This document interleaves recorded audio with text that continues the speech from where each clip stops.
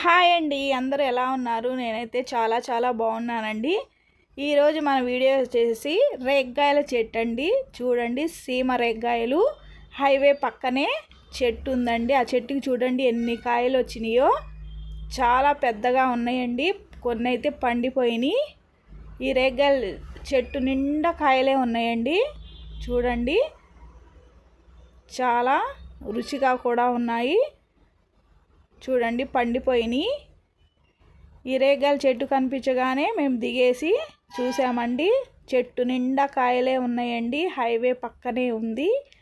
Vijayawada to Ganapavaram వెళ్ళే రూట్లో ఉందండి. చూడండి, కాయలు అయితే చాలా బాగున్నాయండి. తీయగా ఉన్నాయి. సీమ రేగ్గాయలు. చెట్టు నిండా అయితే కాయలు ఉన్నాయి. ఎంత పెద్దగా ఉన్నాయో చూడండి. మాకైతే చాలా హ్యాపీగా ఉందండి. కాయల్ని చూడగానే మేము వెళ్ళి చూసామండి. నేనైతే వీడియో కూడా తీసి ఈ కాయలను అయితే కోసుకున్నామండి. చాలా టేస్టీగా ఉన్నాయి. చాలా రుచిగా కూడా ఉన్నాయండి. సీమ రేగ్గాయలు. చెట్టు నిండా కాయలు ఉన్నాయండి. చూడండి,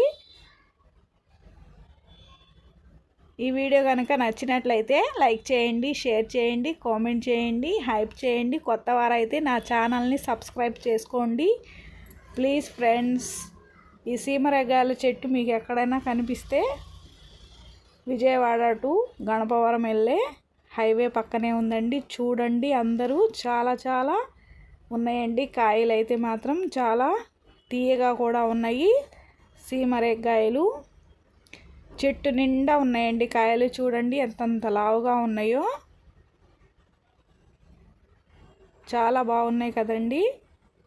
మీరు కూడా వెళ్ళేటప్పుడు ఒకసారి చూడండి.